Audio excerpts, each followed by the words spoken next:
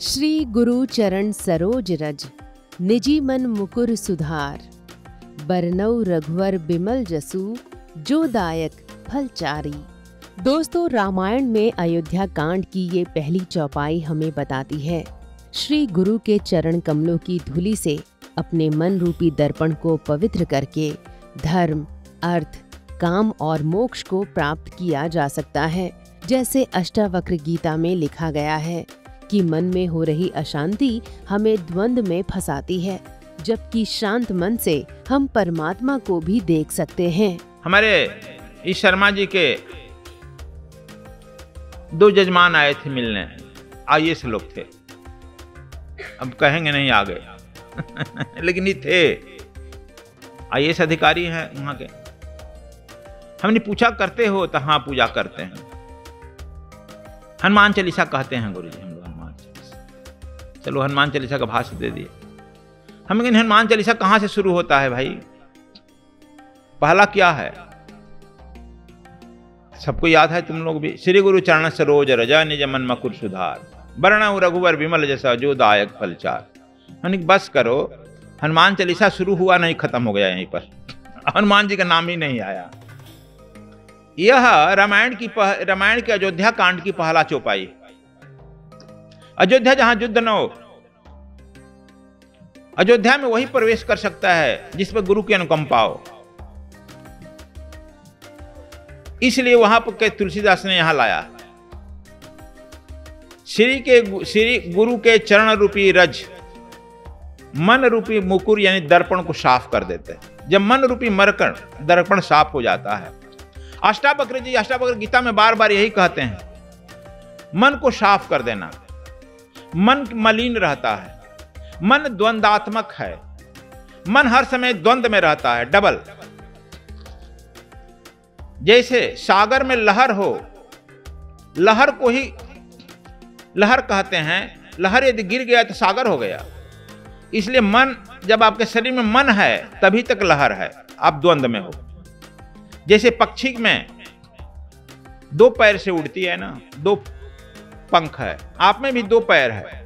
यदि पक्षी का एक पंख काट दो, उड़ेगी, गिर जाएगी, निर्द्वंद हो गई। इसी तरह से मन जो है द्वंद में फंसाता है। अष्टावक्र कहना है मन द्वंद में फंसता। जब द्वंद में है तो द्वैत है।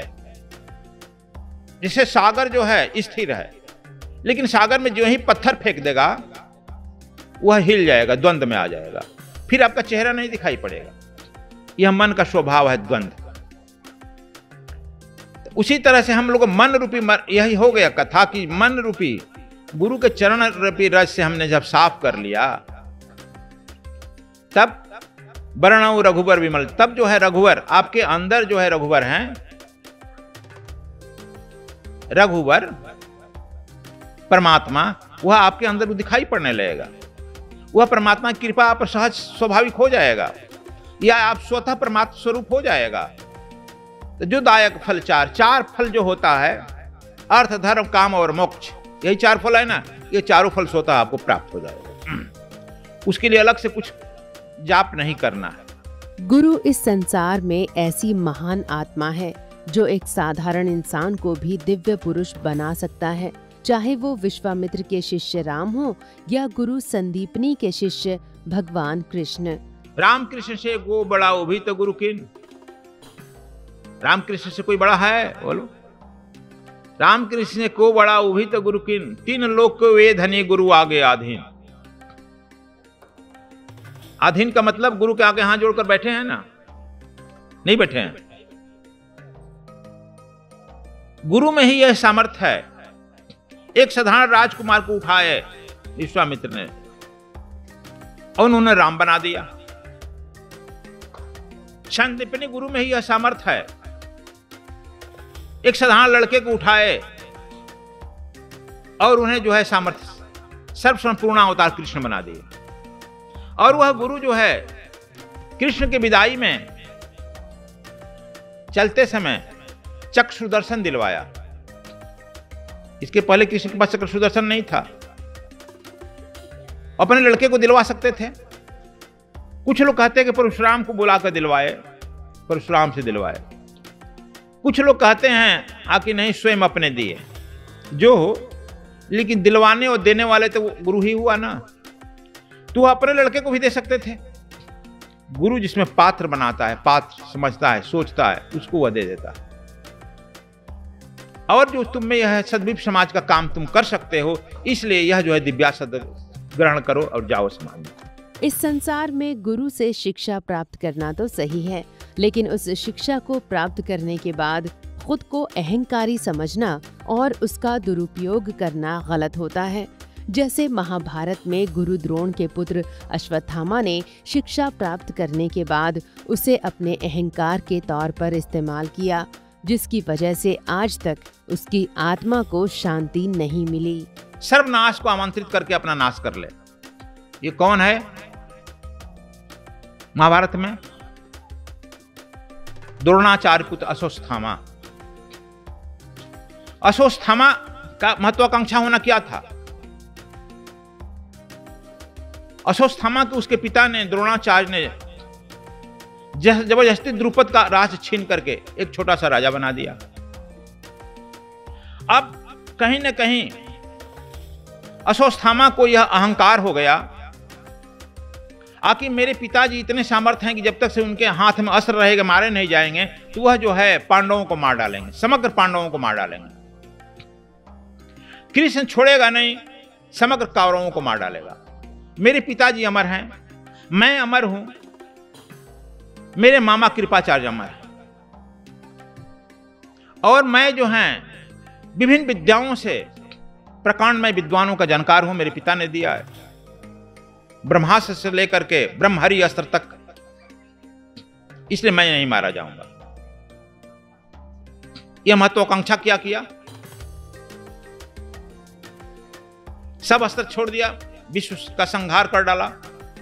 वेद व्यास जी मना कर रहे हैं तो भी नहीं माना, छोड़ दिया, और अपना भी संहार कर लिया। आज भी द्रोणाचार्य, हमारी किताबों में पढ़ना, द्रोणाचार्य हमारे गुरुजी से भी मिला था, द्रोणाचार्य पुत्र अश्वत्थामा हमसे भी मिला था, और आप लोग भी चाहेगा तो मिल जाएगा। आज भी अश्वत्थामा अपने सिर के दर्द से घूम रहा है। सिर में दर्द है, घूम रहा है बेचैनी से। और कृपाचार्य भी है। आप लोग अवतार बाबा का नाम सुना होगा, महाअवतार बाबा। महाअवतार बाबा और कोई नहीं है, मैं भेद खोलता हूं, वह कृपाचार्य है। वह क्रिया जो की विद्या दे रहा है, महाअवतार। अवतार बाबा हैं एक दूसरे, वह अवतार बाबा और कोई नहीं है, वो विदुर जी हैं। वे लोग साथ ही रहते हैं हिमालय में, नाम बदल देते हैं, लेकिन ये लोग क्रिया योग दे रहे हैं। और द्रोणाचार्य की पत्नी भी शांति बाई के नाम से भी है, शांति देवी के नाम से द्रोणाचार्य की पत्नी भी। ये तीनों चारों व्यक्ति अभी जिंदा। इसमें स्थान केवल बदलते हैं, अश्वत्थामा ही घूमते रहते हैं, चूंकि अपने दर्द के चलते। चलो, हम पर कोई कमेंट नहीं कर रहे हैं, इसलिए हम कह रहे हैं कि देखो, गुरु कृपा बंदो गुरुपद नखमणि गण ज्योति सुमिरत दिव्य दृष्टि है होती। तुलसीदास जी कहते हैं मैं गुरु की वंदना करूं, कहते हैं मुझ में सामर्थ्य नहीं है गुरु की वंदना करने। तब कहते हैं गुरु की पैर की वंदना करूं, कहा कि सामर्थ्य नहीं। तब क्या करूं? गुरु के पद नख अंगुली करूं, अंगूठा की तरह, उसकी भी नहीं। तब कहते हैं अंगुली के नख की वंदना कर सकता। बंदो गुरुपद नख मणिगण ज्योति सुमिरत दिव्य दृष्टि ही होती। कहते हैं कि गुरु के नख के जो नख है उसका मैं वंदना कर सकता हूं, जिसके स्मरण मात्र से हमारी दृष्टि जो है दिव्य हो जाती है। जब दिव्य दृष्टि हो जाएगी तो क्या होगा? दिव्य दृष्टि होते ही आपका तीसरा नेत्र खुल जाएगा, और जब जो इस लोक और उस लोक का सब कुछ रहस्य खुल जाएगा आपके लिए। तो दोस्तों, ये उस गुरु और उनसे प्राप्त शिक्षा की व्याख्या है, जिसके सदुपयोग से हम इस संसार के मोहजाल से मुक्त होकर खुद को परमात्मा की भक्ति में विलीन कर सकते हैं। गुरु के ऐसे ही सुखमय उपदेशों को सुनने के लिए चैनल को सब्सक्राइब करना ना भूलें। धन्यवाद आपका।